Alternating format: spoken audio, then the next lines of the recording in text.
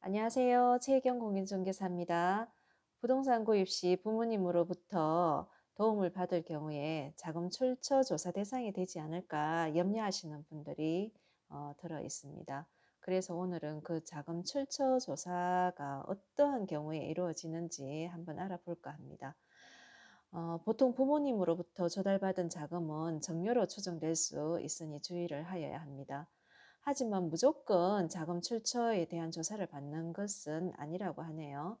어, 그래서 그게 일정 금액 이상일 때 조사를 받는 것인지, 미신고하면 어떤 처벌을 받는 것인지, 걱정을 많이 하게 되는데요.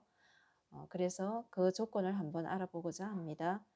부동산 매수인의 연령, 직업, 소득, 재산 상태 등을 고려해서 자기 능력으로 부동산을 구매했다고 인정하기 어려운 경우에만 자금 출처 조사를 한다고 합니다. 부동산 취득 시의 조사 기준을 한번 알아볼게요. 우선 세대주인지 또 세대주가 아닌지 30세 미만인지에 따라서 그 규정이 다르게 적용이 됩니다. 세대주인 경우에도 30세 이상이냐 40세 이상이냐에 따라서 달리 적용이 되는데요.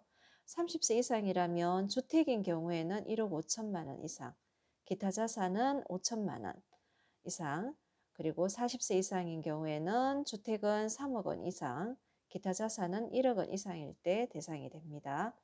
그리고 세대주가 아닌 경우에도 30세 이상인 경우에는 주택은 7천만 원 이상, 기타 자산은 5천만 원 이상, 그리고 세대주가 아니면서 40세 이상인 경우에 주택은 1억 5천만 원 이상, 기타 자산은 1억 원 이상, 그리고 30세 미만인 경우에는 주택이든 기타 자산이든 5천만 원 이상인 경우에 그 대상이 될 수 있다고 하네요. 조사 후에 취득 능력이 부족해 보이면 그 부동산 구입을 어떤 자금으로 하였는지 증빙을 하여야 합니다. 30세 미만인 경우에 비싼 부동산을 구입하기에 무리가 있다고 보는 것이죠. 그래서 성인의 증여세 비과세 한도가 5천만 원인데요. 그 이상인 경우에 자금을 어떻게 마련했는지 증빙을 잘 갖춰둬야겠어요. 부모님의 도움으로 부동산을 구입했다면 증여신고를 하고 증여세를 납부하든지, 정말 빌려서 구입했다면 차용증을 작성하고 인감증명서 등을 첨부하는 것이 좋습니다. 공증을 받으면 더 좋겠고요.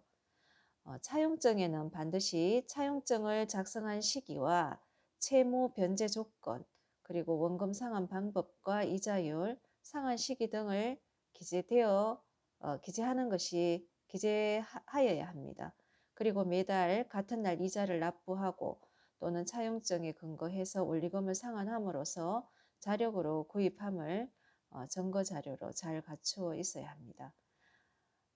만일 돈을 빌린 기간 동안 송금한 내역이 없으면 빌린 돈으로 인정되기가 어렵고, 이자를 입금했다고 해도 이자에 대한 원천세 신고 및 납부, 지급명세서 제출 의무를 다하지 않을 시 가산세가 발생할 수 있답니다.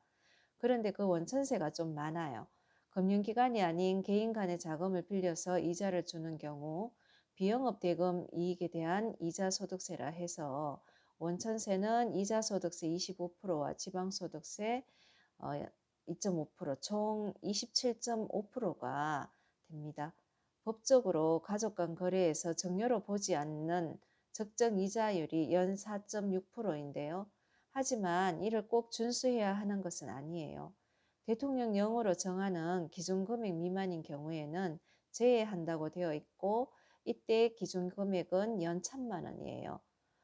금전을 차용한 뒤에 법정 이자율로 계산한 4.6%보다 낮은 이자율로 지급 약정이 되어 있다 하더라도 그 4.6%로 계산한 이자액이 1,000만 원을 넘지 않은 경우에는 증여로 그 금액만큼은 증여로 보지 않겠다는 것이에요.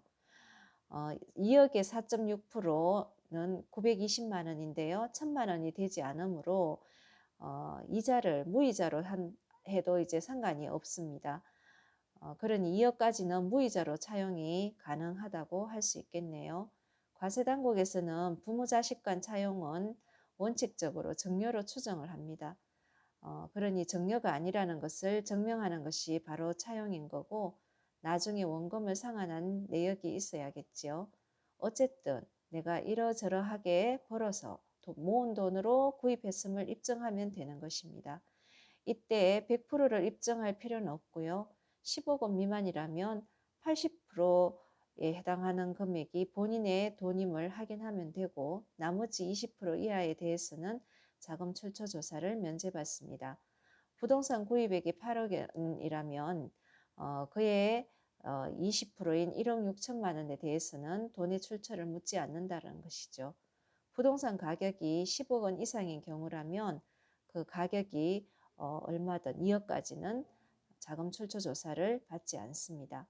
돈의 출처가 불분명한 경우 입증하지 못하면 증여받은 것으로 판단해서 증여세가 부과됩니다. 그리고 증여받은 날의 말일로부터 3개월 이내에 수증자의 주소지 세무서에 신고 납부하지 않으면 추가적으로 증여세액의 20에서 40%까지 과태료도 추가로 물어야 한다고 하네요. 어, 오늘은 부동산의 자산 취득 시 자금 출처에 대해서 알아보았습니다.